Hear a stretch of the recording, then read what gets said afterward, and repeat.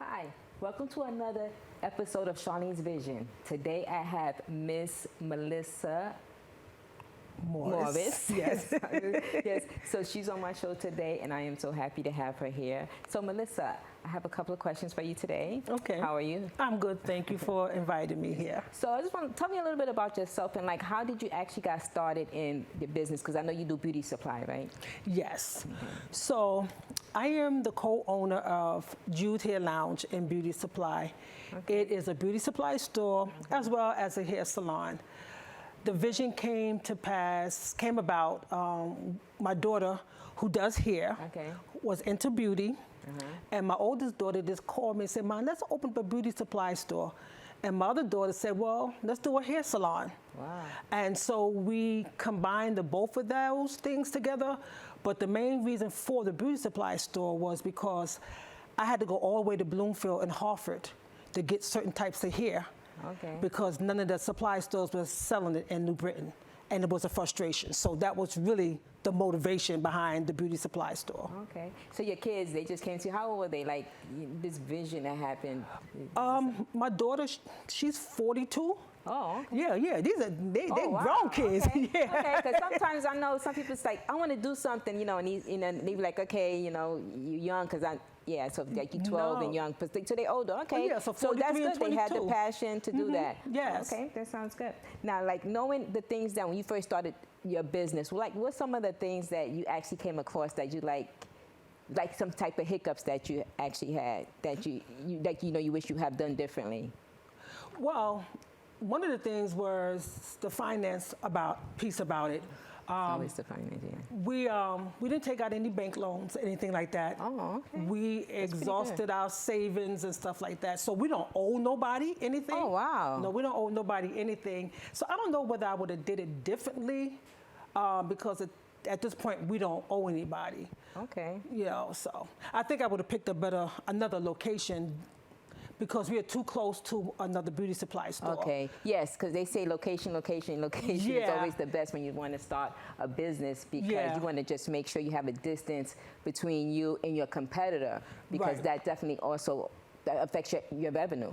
Yes, but it has not affected our revenue. Okay. It affected us in the place where some of the vendors that we want to get for the hair, we can't get because they're selling it to the salon the hair store down the street. Okay, now what type of products you have in your store? We have all types of hair products for all types of hair. Okay. We have braiding hair, we have weaves, we have human hair, we have wigs. Whatever you need to make yourself feel beautiful, we carry. Right. We carry. That's pretty good. And I know you also have, instead of the hair, you also have like products as well, like skin products. Because I know you was mentioning something to me before about you make products, or what was that about? Yes. So during the quarantine pandemic, I came up with this product called La Salle Naturelle. It's a natural hair care brand, and it is going wonderful. Nice. I mean, it is selling. It is selling. Okay, and so what is this product? What is it for, and what does it do? Okay, so it's a hair growth product. I have grapeseed and avocado hair growth oil. I have a Slay and Grow hair growth butter and a hydration moisture cream for that dry and thirsty hair. And everybody that has been using it, if you go to Google, y'all, you will see all the reviews, how people hair is growing back. It got to the point that people were coming in the store and stealing my product. Oh my goodness, I think I need to go get some of this product. I mean, wow, that's good. So how did you actually just came up with this? Like you just... I was just bored being home when this pandemic first happened, and I am a born-again Christian, and one of the things that God showed me in the scripture about being busy and doing, even in the midst of your dilemma. Okay. And so he gave me something to do. I started researching it, put it together. I didn't know how it was going to work out, but I believe one day I'll be in Target, y'all. That sounds good. Yeah. Now, would you consider that's your best seller in the store? Well, I won't say it's my best seller because it still haven't gotten out to everybody. Okay. But some of our best sellers is the Miel organic line. the curls line, and Sotanicals. Okay. Those are one of our good selling products, and designer essentials. Okay. Yeah. So like being an entrepreneur, like how does that like affect your family life in situations like that, or how did it make you like different in any way? It didn't make me different, but it did make me more freer. Makes you more what? To be more free. Okay. Not having to clock into somebody else's job. Yeah, that's usually the And just the fact to see something that God has given to you come to fruition and is being successful, it really motivates me. Okay, that's and my pretty two good. children. Right, because it's like a family business. Yes. So, you know, you always see. Now, I've seen like sometimes the statistics shows like, you know, when family businesses, it's not usually good working with family because, you know, you have those arguments, but, you know, you end up going home at the end of the day. So it's like, you know, you need that. So how do you think that affect your business, like working with family members? Because does that work out for you, or how does that?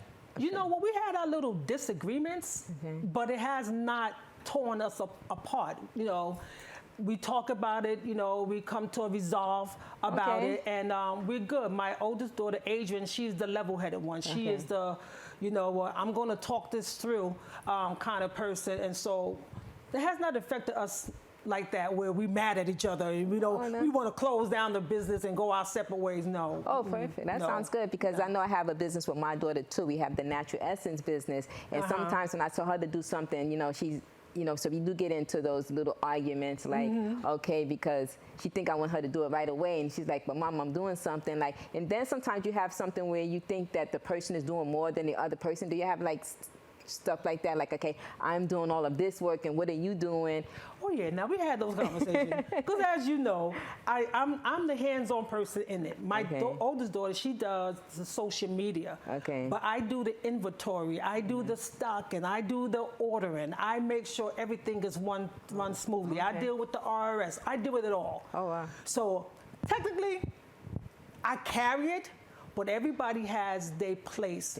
So it makes it run like it's supposed to run. Okay. Yeah. Okay. Now, like what you said, something about motivation, that this motivates you, and how does it affect, how are you motivated? Like, I'm motivated by just looking at, like I told my daughter, every time I go into the store, I say, thank you, Jesus, because I'm looking at something that I thought we would never had. Right. Who would have thought that me and my two daughters would be a business owner? Exactly. You know, and so that motivates me. It lets me know that, wow, we're able to do this. We can take it a little more further. Right. You know what I mean? So yeah. Okay. Yeah. That's good, because sometimes that vision comes to light, and that also brings, you know, it says, wow, how can I do that? Now, like you said, it could go a little further. Now, what is your idea? Like, everybody's got to have a business plan, right? I always talk about business plans, and that always need to be. So what do you think your business plan would be in 5 years from now? Like, what's your goal? Our goal is to open up another beauty supply store. We went and looked at some locations. So we're hoping by next year we'll open up another beauty supply store. Oh, that's nice. I like that. So you have that going to look at another store, and is that going to be like in a different location? I know you're going to probably, and that's one thing about business. Once you got your foot in this, you already know what to do. Right. And so to open up the next one, and the next one seems to be a little bit more easier, you would think that would be the case, or how does that? Well, this one will be easier because we're not going to include the hair salon.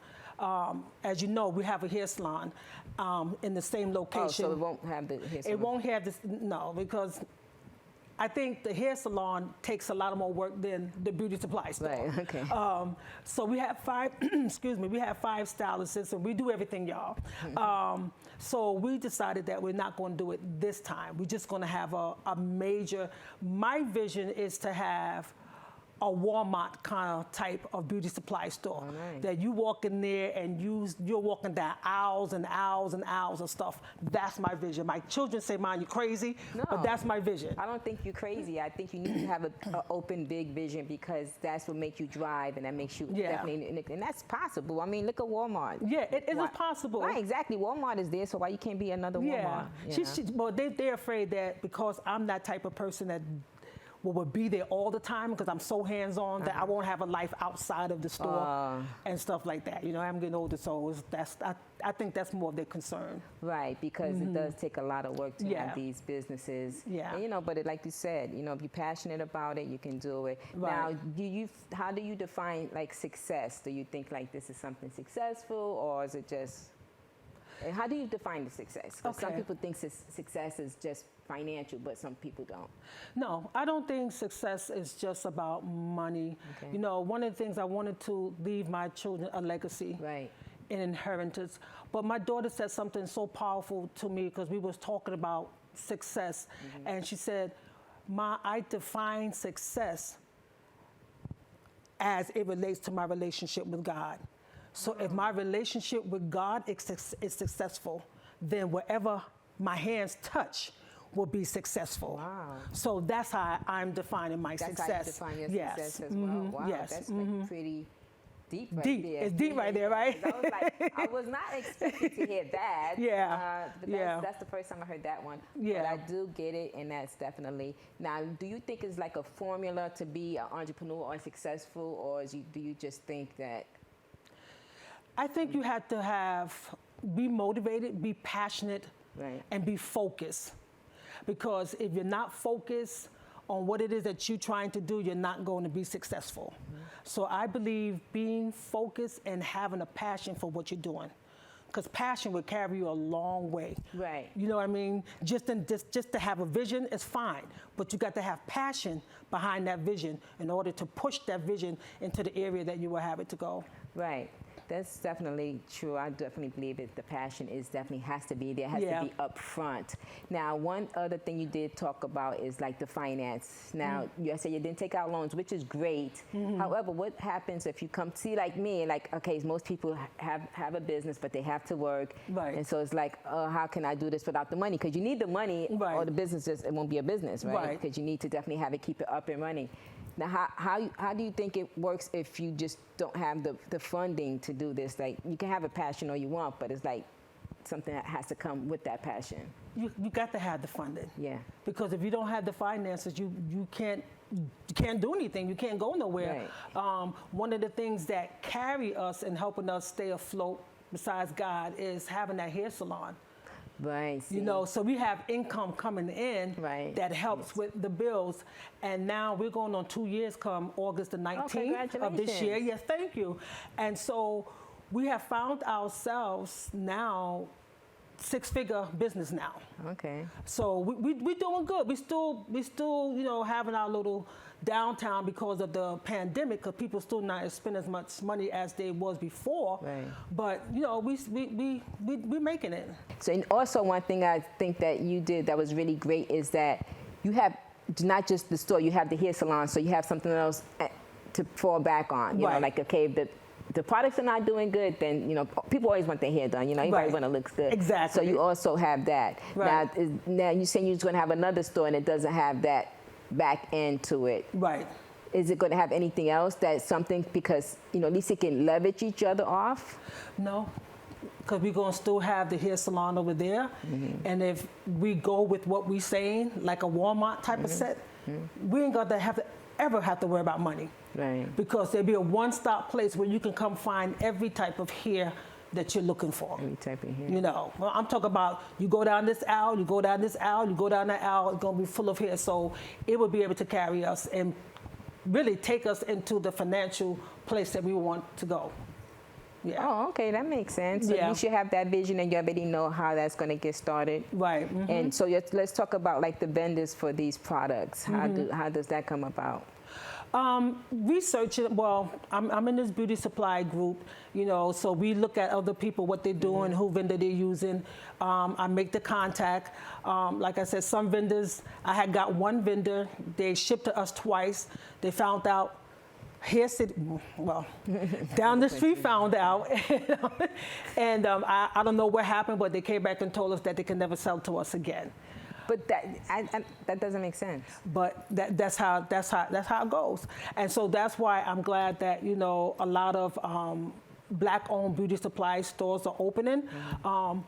One of the other vision that I have is to become a distributor for Black-owned beauty supply stores. That sounds nice, right? Yeah, you know what I mean? Because we do have it hard, because some of the things that we have to buy third party, when you're using third party vendors, you're not making that much money on it, you know. Right. So you got to find the vendors, and then I know sometimes when you go to these vendors, they, like me, for instance, like when I buy my products, it's like you got to get the bulk, right? Right. So you got to have that bulk money, you know, then you got to sell that bulk. And Yeah. then it's like a time frame, because, you know, your products is not going to last forever. Right. Like from the natural essence, like my oils, it lasts for like 3 years. So I know this bulk, I have to do something to push it out to, Right. you know, the customers within that time frame. Right.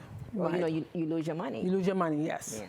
So you have like that same concept, or? Yeah, yeah, because like it's the shelf life, but like most of the products that we have, they don't stay on the shelf that long. Oh, okay. So So you're it's saying they selling. don't sell because people are buying it? People are buying it. Okay. People are buying it. One of the things that we hear a lot is that, wow, y'all got some good products in here. That's good. You know, we don't have, we're trying not to become the beauty supply store where you can get products that you can get at CVS or you know, one of them things, but we want high quality products that are going to help every person that comes in there with their hair. Oh, nice. So we really is careful on what we put on our shelves. Right, and that's one thing I noticed when I went to your store is that, you know, you recommend things, you know, Right. so it's not just buying stuff, Right. which is great, but people just want advice, you Right. know, and that's one thing you do have in there, which is awesome, is that, okay, you're giving them advice and like you think what works for their hair. Right. So one thing about, you know, the beauty supplies is like you got to have knowledge of and competency Yeah, of what yeah, you're doing. you do, know? you do. Yeah. So that's one thing, you're always doing that as well, right? Yes, And so you're yes. specializing types of hair, or? All types of hair. Sometimes we do Facebook Lives, like if a new product come in for a certain type of hair, we get on Facebook and we let them know, okay, this product here works for curly hair. Okay. You know, so we're always trying to be informative on what our products is about. Okay. So that's pretty good that you do that. Mm-hmm. And how do you actually get all your resources? Because I mean, you always got to be in the know, right? You always got to know. Yeah, just research the products before we put it on our shelves. Okay. You know, go on their page, do YouTube. Like my daughter, she does a lot of research when it comes to the different products, and then she puts it out there for everyone to see on Facebook and Instagram. And so when they come to the store, they pretty much know what they're looking for. Oh, yeah? Because they don't heard my daughter don't put it out. Well, we carry this, you know, we can have people coming in looking for that. Yeah. Yeah, well, that's pretty good, because you have the social media piece, and you actually, yeah, and you yeah. said you get your vendors from different places. Different places, New Jersey.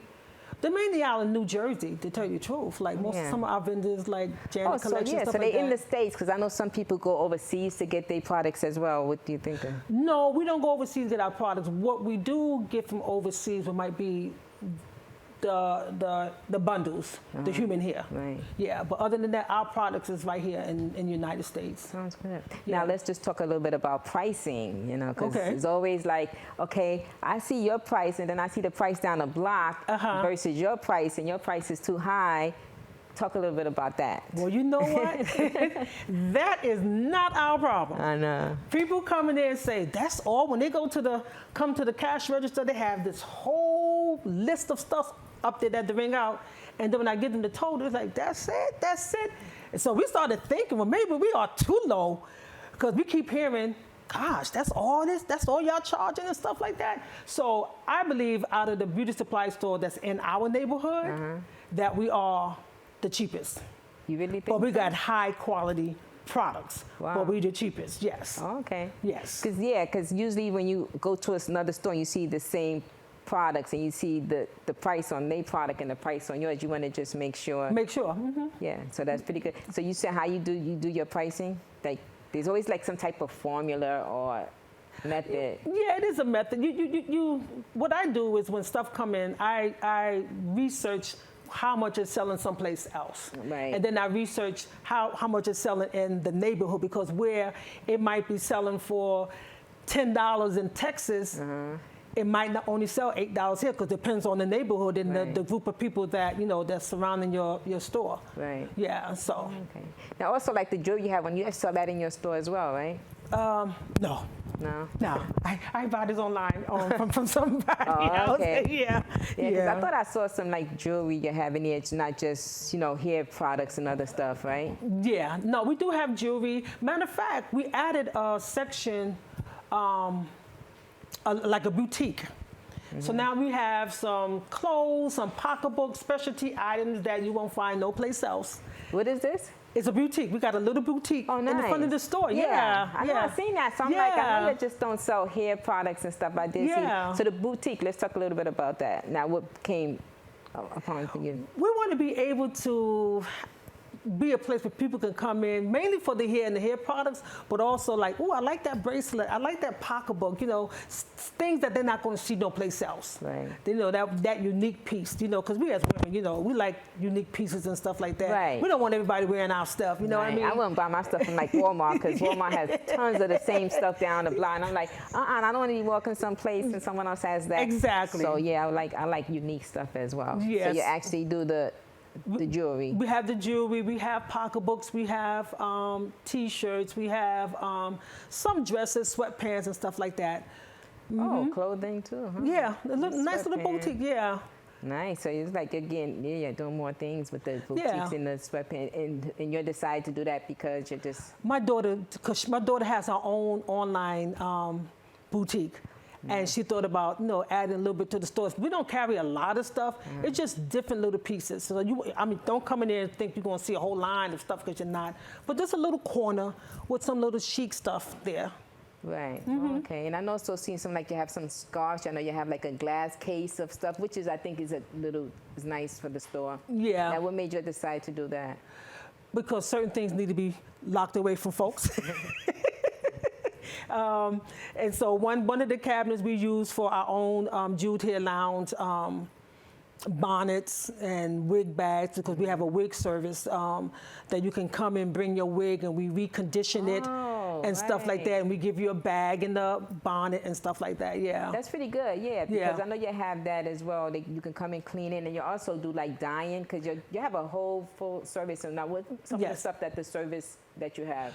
We do coloring. We do all types of braiding, box braids, butterfly locks. We do dreads. We do silk press. We do wash and blow. Anything that you want, we do.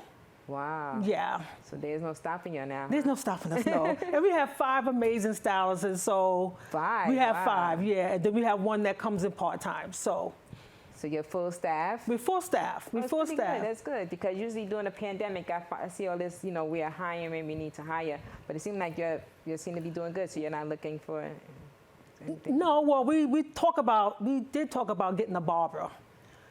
See? Yeah, so we're thinking about blow up. I am sorry. Yeah, we're thinking about getting a barber, yeah. Yeah, because that'd be nice. That'd be the full package. Yeah, it'd be the full package, yeah. That'd be nice. Yeah. So I think that'd be good. And I think one time you was talking about some type of spa. I think I overheard that. Yeah, we got it. We're not doing that. No, that's just too much. We're going to keep it like it is right now. Yes. Okay, so the barber, you maybe just have that as well. Okay. And anything else, like in the plans for anything that you're going to do? Not at that location, no. We're done with that. Okay. Now, is there anything you would like to tell the viewers out there today that, when they do start their business, what would you recommend and some type of advice? What I would tell you is to have a clear vision. Have a clear vision. Don't just jump out there, but have a clear vision, think it through, and take care of the legal stuff first, because sometimes you jump right into the business and you don't have no legal stuff backed up. And just be passionate about what you want to do and just go ahead and do it. That's some good advice, and I agree with that. Yeah. So I just want to say again, thank you, Miss Malisa, for being on the show. Thank you. Appreciate it, and thank you. And thank you for coming on again. And thank you see you for having me. Charlene's Vision. Take care.